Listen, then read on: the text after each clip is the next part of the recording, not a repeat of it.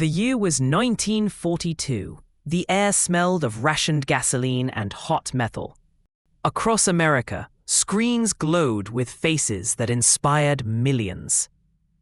But behind the silver screen glamour, another drama unfolded. War bonds weren't just patriotic investments. They became the strange financial bridge that turned actors into moguls. Let's step into that curious moment where fame met finance and war bred wealth. The patriotic siren, Rita Hayworth's alluring appeal. Rita Hayworth's face was everywhere, on posters, in theaters, and even inside soldiers' wallets. Known as the love goddess, Hayworth's image boosted war bond sales more than many government campaigns. At Madison Square Garden in 1943, she appeared before tens of thousands, her sequin dress glittering under stadium lights. When Hayworth stepped on stage, the crowd erupted. "Buy bonds for our boys," she shouted. Waving a tiny American flag, that single appearance helped raise over $3 million in one evening. Adjusted for inflation, that's roughly $50 million today. The real twist? Hayworth herself invested heavily in war bonds, redirecting portions of her Columbia Pictures salary into the cause. When the war ended, those investments matured into a financial cushion that allowed her to negotiate better contracts and maintain her lifestyle despite Hollywood's volatility. Her face sold patriotism, but her mind secured her fortune. The crooner's windfall. Bing Crosby sings for security.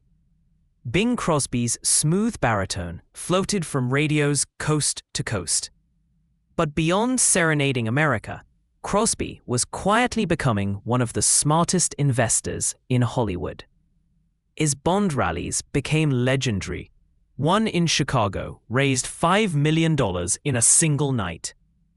Crosby didn't just urge others to buy, he was buying aggressively himself. His reasoning was simple. As he later remarked, "If you're betting on America, you bet on the bonds." By 1946, Crosby's war bond investments had ballooned into a personal nest egg that funded his diversified empire, from oil fields to radio networks. His wartime patriotism doubled as post-war prosperity, giving him both moral authority and financial independence.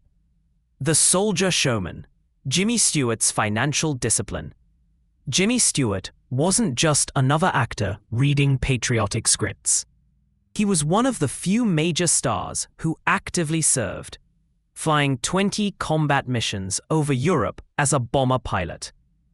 Even while overseas, Stewart kept his accountant busy back home, directing that his Universal Pictures salary be automatically invested into war bonds.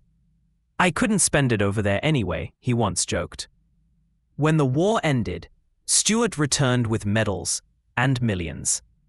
His financial discipline during service allowed him to pick film roles based on passion, not paycheck, leading to classics like It's a Wonderful Life. Stewart's war bond investments gave him the rare Hollywood gift, artistic freedom. The pin-up banker, Betty Grable, turns legs into liquidity. Betty Grable's famous legs were insured for $1 million by her studio. But her real wealth came from her savvy participation in bond drives. Soldiers adored her, and she knew how to turn that adoration into action. In one memorable 1943 rally at the Los Angeles Coliseum, Grable helped raise over $7 million in a single afternoon. But she wasn't just a pretty face. Grable's contract with 20th Century Fox allowed her a percentage of war bond commissions, an unusual arrangement that gave her both publicity and profit. Post-war, Grable emerged not just as a beloved icon, but as one of Hollywood's wealthiest women. Her blend of beauty and business acumen became legendary, setting the stage for actresses to negotiate more complex financial deals in the decades to follow.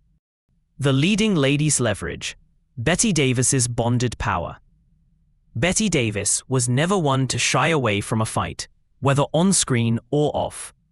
During a war, she co-founded the Hollywood Canteen, providing free entertainment to servicemen. But behind the scenes, she was stacking her own deck. Davis negotiated a war bond bonus into her Warner Brothers contract. For every million in bonds she helped sell, she received a deferred bonus payable in post-war profits. That financial foresight paid off handsomely when studios boomed in the post-war entertainment surge. In a rare 1950 interview, Davis reflected, "The war taught us how to sell hope and how to secure our futures doing it." Her bond sales became both patriotic and profoundly profitable. The Charm Offensive, Bob Hope's cross-country crusades. Bob Hope didn't serve on the front lines, but he toured tirelessly, performing for troops and headlining war bond rallies. His rapid-fire humor and self-deprecating jokes brought levity during dark times. In 1944, Hope led a national tour that raised over $30 million in war bonds. Newspapers dubbed him America's traveling treasury. But Hope's brilliance was also financial. His production company received government incentives for bond fundraising films, which doubled as promotional vehicles for his radio sponsors. By the war's end, Hope had not only secured his legacy as a beloved entertainer, but also built one of Hollywood's most diversified business empires, ranging from real estate to media ownership, all seeded by his wartime earnings. The child star's safety net, Shirley Temple's early nest egg. Shirley Temple was America's sweetheart, long before war broke out. But the conflict dramatically shifted her family's financial strategy. With studios reluctant to renew child contracts during uncertain times, her parents invested nearly all her earnings into war bonds. By 1945, Temple's bond portfolio exceeded $400,000, an astronomical sum for a teenager. This safety net allowed her to retire from acting at 22 without financial worry, eventually transitioning into diplomatic roles with confidence and independence. Temple later quipped, "I may have left the movies, but the bonds kept paying." Her example became a financial template for many child stars who followed. Intermission, the numbers behind the glamour.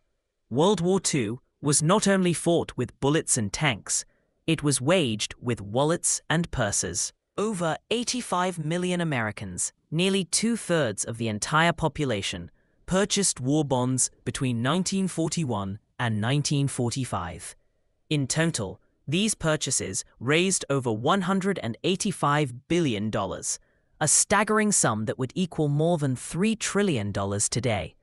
Behind these breathtaking numbers stood an unusual army, Hollywood's brightest stars.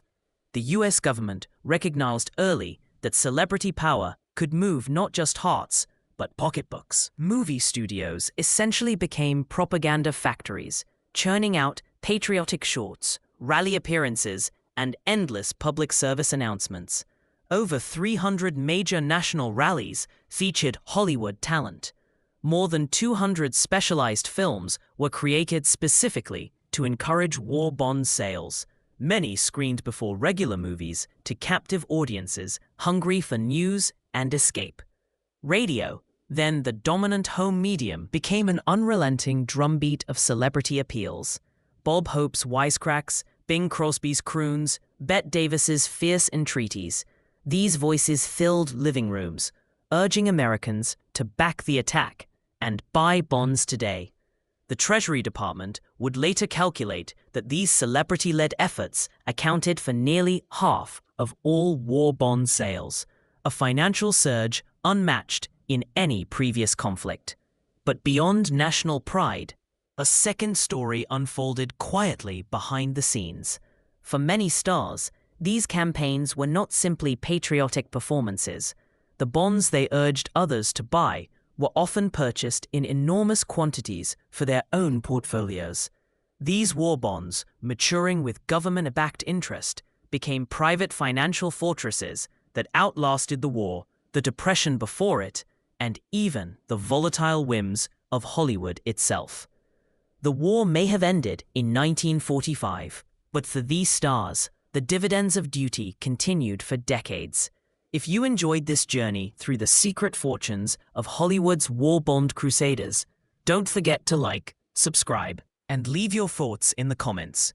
Your support helps us continue uncovering the forgotten corners of history, where money, fame, and patriotism intersect in the most unexpected ways.